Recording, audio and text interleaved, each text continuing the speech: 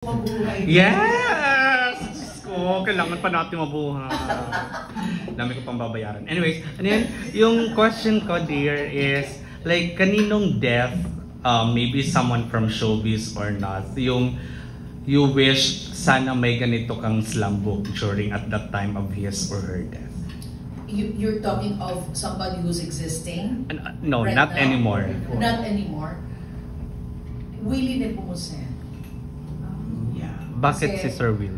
I'm very close to him. He's one of the people who mentored my impersonating. I impersonate also, by the way. So some of you knows that, but it's just one of the things that I do. Pero hindi ako nag-concentrate doon. And Willie Nep is my ninong. Same with Ninang Julie Abdaza. Kasi ninang ko siya, ninong ko si Ninong Willie Nep. And then, nakwento ko sa kanya ito before he passed on.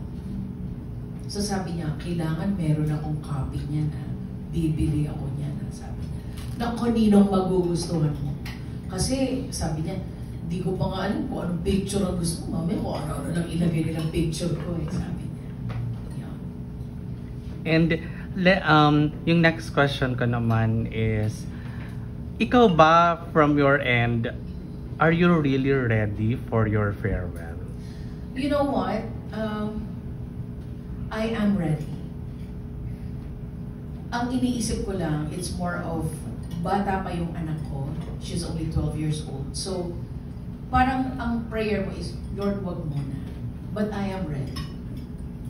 Paano ka po nakapunta dun sa point na yun? Kasi ako hindi ako ready. Pero pero ayoko rin maging ready.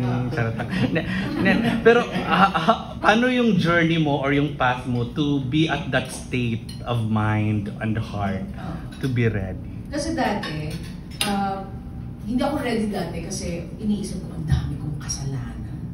Diba? Ang dami kong mali, yung ganyan. Tapos, meron pa akong ugali na pag nagalit, kunwari, pag may kaaway ako, kunwari ginawa niya ako ng masama, gusto ko siyang gawa ng mas masama. Alam mo yung gano'n? May gano'n akong ugali. So parang sinasabi ko noon, parang, naku, pupunta ata ako sa hell, sabi ko noon. And then, it was the brother of Juan Ponce Enrile, Chito Ponce Enrile, told me that you have assurance to go to heaven the moment you accept Christ as your personal Lord and Savior. So doon ako nakampante that madali lang pala pumunta sa langit. Yun lang, tatanggapin mo lang siya na siya ay Panginoon at Diyos mo. And then everything will be okay. Alam mo yun? Pero hindi ka magiging perfect makasalanan ka pa rin somehow matitisod ka pa rin kumbaga parang sa akin, I envision heaven because of, you know, that yung binanggit ko na because of what Christ did to me, no? And ang sa akin lang, alam mo ko anong kinatatakot ko sa death? Yung process, yung kunwari nalulunod ka, nasusunog ka, yung hindi ka namamatay agad, yung nagsasuffer ka, yun lang yung fear ko eh. Tsaka yung maiiwan ko yung anak ko. That's all. And last na lang, may portion ba sa book wherein you identify who your enemies are na gusto mong patawarin? Yes, meron naman. Pero, okay, tandaan nyo, the slam book, the farewell slam book, ang goal niya is hindi para ilagay doon yung mga kaaway mo.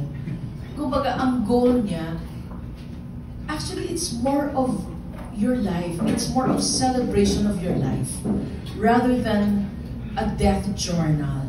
Okay, frankly, it's a death journal, pero it's more of your celebration. It's more of your life. Kasi we have starters, we have always the beginnings, we have baby showers, bridal showers as such.